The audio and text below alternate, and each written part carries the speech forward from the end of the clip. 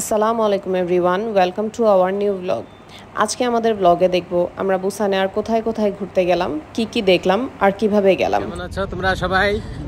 যারা আমাকে দেখছো, আমাদের ভ্রমণগুলো অত্যন্ত চমৎকার এবং ঐতিহাসিক স্থানসমূহ এবং সমুদ্র সৈকত, তারপর কেবল কার, এগুলো সব কিছু চড়ছি।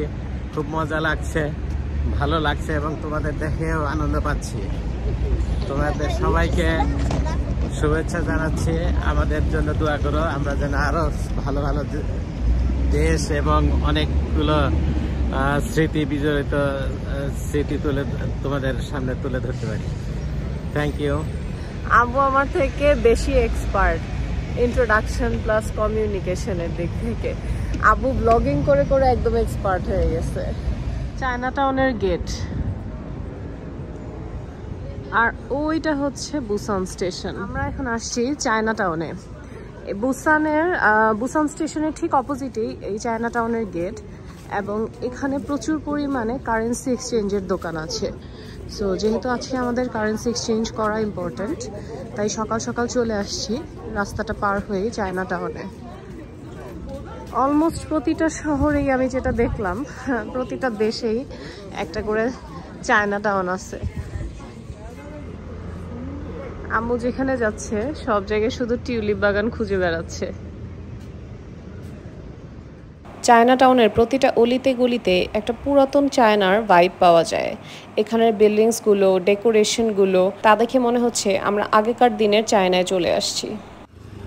চোরিয়াং মডার্ন হিস্ট্রি গ্যালারি। এই হিস্ট্রি গ্যালারিটা চায়না টাউনের ভেতরে যাওয়ার পর কিছুটা দূর হাঁটলেই পাওয়া যায়, আর এখানে যেতে কোনো ধরনের টিকিট বা সার্ভিস চার্জের দরকার হয় না। যেটার দরকার হয় সেটা হচ্ছে চাইনিজ ভাষা জানা। আমরা এখন যাচ্ছি সংসেংহিয়ং স্কোয়ারে। এটা বুসান শহরের একদম মাঝখানে পড়ে। সংসেংহিয়ং স্কোয়ার সাউথ কোরিয়ার সবথেকে বড় পাবলিক ওপেন প্লেস। এটার কাজ স্টার্ট করা হয়েছে 2012-এ আর শেষ হয়েছে 2014-এ। এটার ওনার হচ্ছে বুসান মেট্রোপলিয়ান গভর্নমেন্ট। আম্মু এর আগে টিউলিপ বাগান করতে করতে অস্থির। এটা একদম ফুটন্ত বাগান।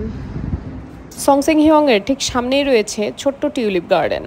পেছনে যে লেখাটা আছে কোরিয়ান ভাষায়, তাই হচ্ছে সংসেংহিয়ং স্কোয়ার। আমরা যখন গিয়েছি এখানে একজন মালি কাজ করছে। এই মালিটি পরম যত্নের সাথে বিভিন্ন রঙের ফুল ফুটিয়েছে এখানে, আর তাই আমাদের মতো আরও অনেকেই এসেছিল ছোট্ট বাগানটি দেখতে। এটাই হচ্ছে সংসেংহিয়ং স্কোয়ার, যেটা কিনা গ্রাউন্ড থেকে 2 তলা নিচে। আর এখানে যাওয়ার জন্য সিঁড়ি আছে এবং তার পাশাপাশি এলিভেটরও আছে 2 পাশে 2টা। আজকে এখানের আবহাওয়াটা একটু ডিফারেন্ট।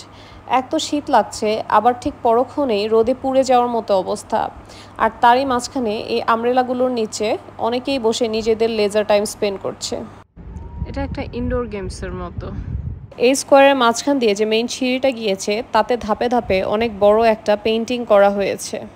আমরা এক পাশের এলিভেটর দিয়ে নেমে আরেক পাশের এলিভেটর দিয়ে উপরে উঠে আসলাম, আর তাতেই দেখলাম এখানে লাল রঙের অনেকগুলো ফুল ফুটেছে, যার নাম আমাদের জানা নেই। সংসেংহিয়ং স্কোয়ারের ঠিক পাশেই সংসেংহিয়ং পার্ক অবস্থিত। এই পার্কটা বয়স্ক মানুষদের জন্য বিকালের একটি আড্ডাখানা হয়ে দাঁড়ায়।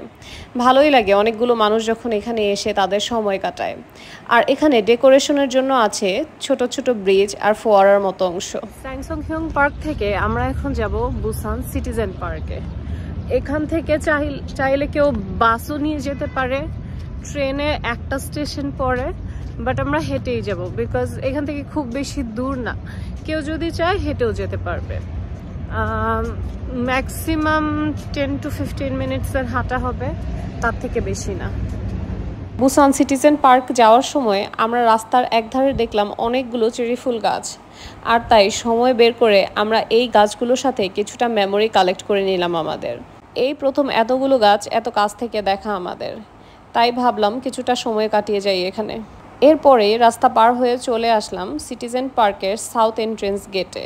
আমরা এখানে এসে দেখলাম রং বেরঙের টিউলিপ ফুল ফুটে আছে এন্ট্রেন্স গেটের সামনে, এবং সেটা দিয়েই অনেক ধরনের ডেকোরেশন করেছে। এখানে উপরেই লেখা আছে ওয়েলকাম টু সিটিজেন পার্ক, আর ভেতরে ঢুকতেই আমরা বড় একটা হার্ট শেপের ফটো বুথ টাইপের দেখতে পেলাম। আর এরপরে গিয়ে দেখলাম একটা বসার জায়গা, যেখানে অনেকেই বসে রেস্ট নিচ্ছে। আম্মু আব্বু বসে কিছুটা রেস্ট নিয়ে নিল, কারণ আমরা অনেকটা পথ এই রোদের মধ্যে হেঁটে এসেছি। এরপরে আম্মু আব্বু দুজনে মিলে চলে গেল ছবি তোলার জন্যে। আব্বু ছবি তুলে দিচ্ছে আর আম্মু দাঁড়িয়ে পোজ দিচ্ছে। পার্কটা অনেক বড় এবং সুন্দর করেই অর্গানাইজ ওয়েতে ডেকোরেট করা। আমরা যখন এসেছি তখন একদম ভর দুপুর আর প্রচুর রোদ, তবে এই রোদের মাঝখানেও মানুষের কোনো কমতি ছিল না এখানে। অনেকেই এই সময়ে এসেও এক্সারসাইজ করছে, নিজেদের মতো সময় কাটাচ্ছে। তবে বোঝাই যাচ্ছে বিকাল হতে হতে মানুষের সংখ্যা এখানে আরও বেড়ে যাবে। এখানে লেকের মাঝখানে আমরা ছোট ছোট অনেকগুলো কচ্ছপ দেখতে পেলাম, আরও দেখতে পেলাম অনেকগুলো গোল্ডফিশ, যা দূর থেকে আম্মু আব্বুও দেখছে।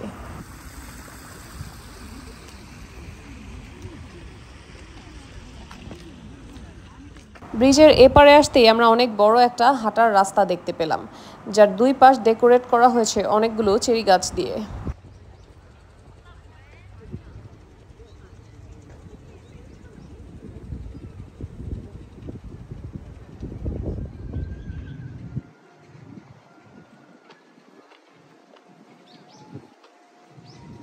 এটাই হচ্ছে সেই আকাঙ্ক্ষিত চেরি ফুল, যা আমরা একদম ফুটন্ত অবস্থায় খুব কাছ থেকে ভিডিও করে নিলাম।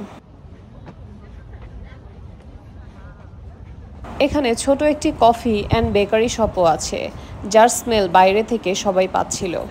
আমরা এখানে গিয়েছিলাম ফোন চার্জ করার জন্য। আমরা আগেই বলেছিলাম, কোরিয়ার অলমোস্ট প্রতিটা ওপেন প্লেসে বা পার্কে বয়স্কদের জন্য একটা এক্সারসাইজের স্টেশন থাকে।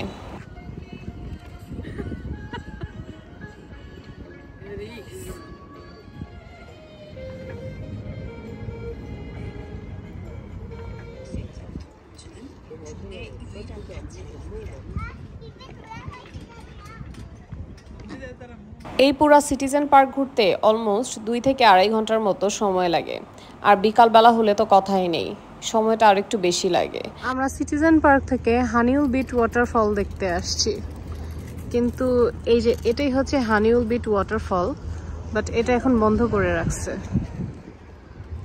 আব্বু ওই যে দেখো, ওই মহিলাটা ওই নিচে যায় কোনো একটা পূজা করতেছে।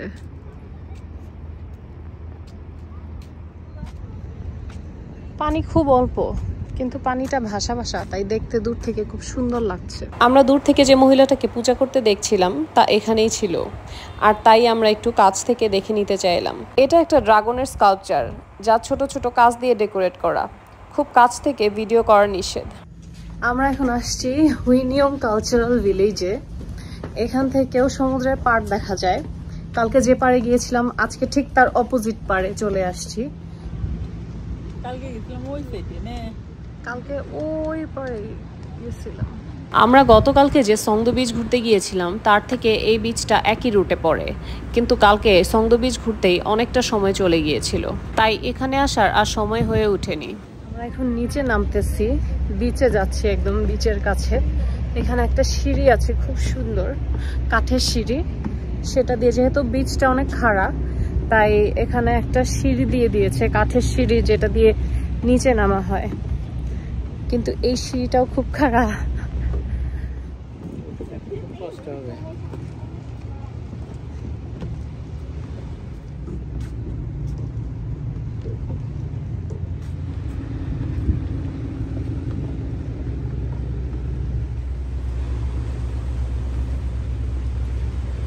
ফাইনালি আমরা কাঠের সিঁড়ি দিয়ে নামতেই অনেক বড় একটা ব্রিজ দেখতে পেলাম।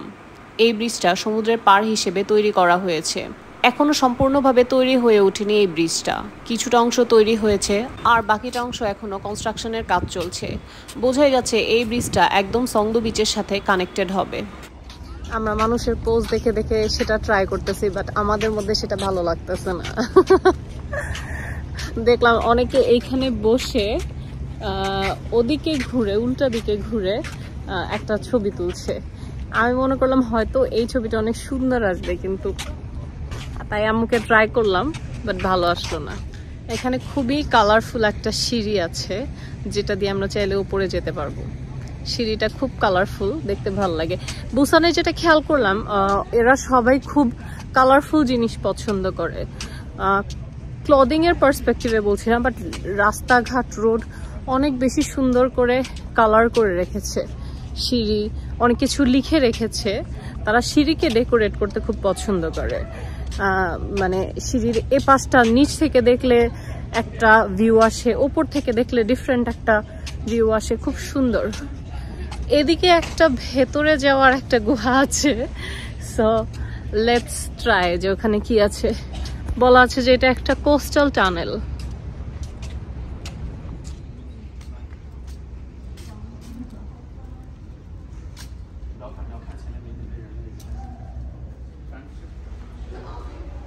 এটা হচ্ছে টানেলের ভেতরের ভিউ। টানেলের ভেতরে কিছুটা দূর হাঁটতে আমরা দেখলাম হাতের বাম পাশে একটা বসার জায়গা, যেখানে পেছনে পোর্ট্রেট করা আছে এই ভিলেজের একটা 3D পিকচার। আর এখানে এই ভিলেজটা কিভাবে নিচের বিচটার সাথে কানেক্টেড তারও একটা ভিউ দেয়া আছে, তার সাথে একটা বড় ব্রিজেরও পিকচার। আর এটাই সেই ব্রিজ যেটা কিনা সংদো বিচের সাথেও কানেক্টেড। আরও কিছুটা দূর হাঁটতেই আমরা হাতের ডান দিকে দেখতে পেলাম একটি লাভার্স পয়েন্ট। এখানে বসারও জায়গা আছে আর আছে একটা সারপ্রাইজ। ওয়াও!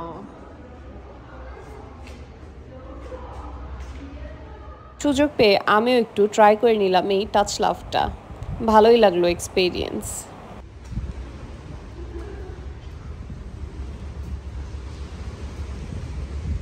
এখান থেকে বিচটা অনেক কাছে, তাই কেউ চাইলেই পানিতে গিয়ে সেই পাথরের ওপর উঠে কিছুটা ছবি তুলে নিয়ে আসতে পারবে।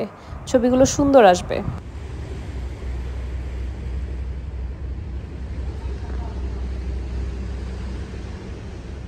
এবার আমাদের সময় হলো ফেরত যাওয়ার, আর এটাই আমাদের কাছে আজকের দিনের জন্য সবথেকে ডিফিকাল্ট বলে মনে হলো।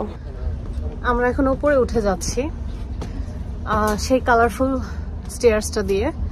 তার কারণ হচ্ছে ওই দিকটা তো দেখা হয়েছে, কিন্তু এই দিকটা দেখা হয়নি, তাই ভাবলাম উপরে উঠে যাই এটা দিয়ে। দেন কিছু দূর হেঁটে আবার বাস নিতে হবে। ডিফিকাল্ট ভাবার কারণ হচ্ছে সিঁড়িটা অনেক বড় আর অনেক খাড়া, এটা যেন শেষই হচ্ছে না। যতই আমরা উপরে উঠছি মনে হচ্ছে আরও ঠিক ততটাই উপরে উঠতে হবে, তাই চোখ বন্ধ করে একটার পর একটা উঠে যাচ্ছি। আমি বলবো যাদের হার্টের প্রবলেম আছে বা যাদের হাই ফোবিয়া আছে তারা যেন এটা ভুলেও ট্রাই না করে। এই সিঁড়িটার চেয়ে যেই সিঁড়িটা দিয়ে আমরা নেমেছিলাম সেটা অনেকটাই স্মুথ ছিল, আর এটা পুরোটাই খারাপ। কেমন আছো? আস্তে আস্তে অনেক সুন্দর জায়গা। আমার মন খারাপ।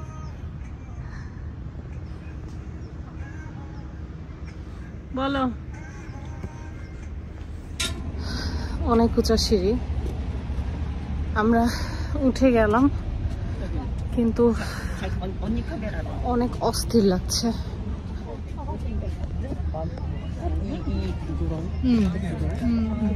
আরো উঁচা।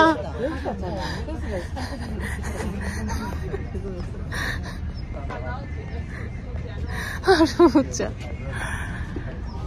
আরো এতটা উঁচা। আব্বু সুন্দর ভিউ দেখতেছে উঠে।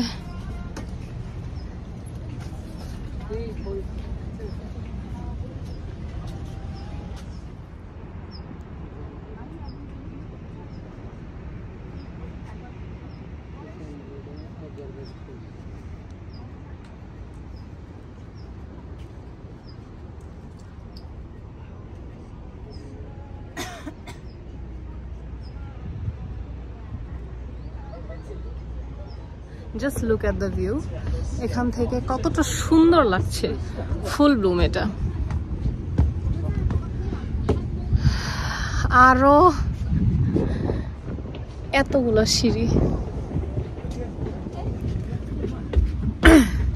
আমি কেবল যে গাছটা দেখালাম সেটা উপর থেকে, এটা হচ্ছে ভিউ।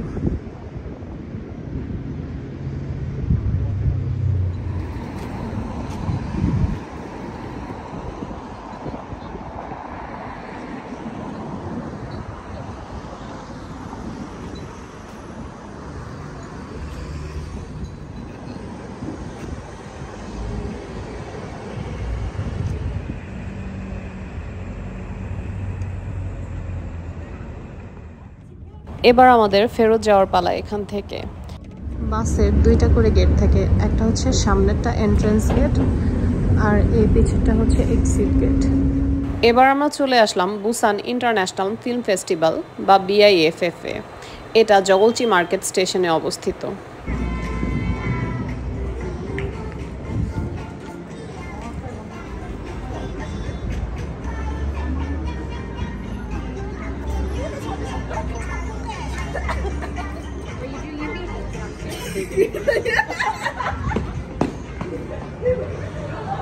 আমরা এখানে মসজিদের খোঁজে আসছিলাম, কারণ আমরা যতটুকু শুনেছিলাম যে জগলচি মার্কেটে একটা মসজিদও আছে, অ্যান্ড তারপরে প্ল্যান ছিল যে ওখান থেকে আমরা একটু জগলচি মার্কেটটা ঘুরে দেখবো। কিন্তু এখানে এসে দেখি যে মার্কেটের যে মসজিদটা সেটা শুধু নাম লিখে রেখেছে, কিন্তু ওখানে কেউ নেই, বা ওখানে নামাজ পড়ারও তেমন কোনো ব্যবস্থা নেই, বা ইফতার করারও তেমন ব্যবস্থা নেই।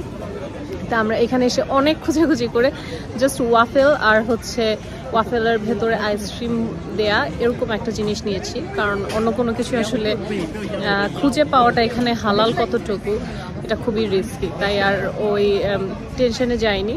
জাস্ট ওয়াফেল নিয়েছি আর ভেতরে আইসক্রিম ভরা। এখানে প্রচুর পরিমাণে স্ট্রিট ফুড আছে, কিন্তু আমরা যারা হালাল ফুড খুঁজে অভ্যস্ত তারা এখানে তেমন কিছু আসলে খুঁজে পেলাম না। এই শহরের একটা স্টেশন থেকে আরেকটা স্টেশন মাটির নিচ দিয়ে পুরোটাই কানেক্টেড। কেউ যদি চায় শপিং মলগুলো দেখতে দেখতে হেঁটে হেঁটে এক স্টেশন থেকে আরেক স্টেশন পাড়ি দিয়ে দিতে পারবে। খুব বোর লাগে না, আর স্টেশনগুলো মোটামুটি কাছাকাছিই থাকে। এভাবে আমরা স্টেশন সবগুলো ঘুরে দেখতে দেখতে এক স্টেশন থেকে আরেক স্টেশন পাড়ি দিলাম আর চলে গেলাম বুসান স্টেশনের কাছে। আজকের মতো এ পর্যন্তই।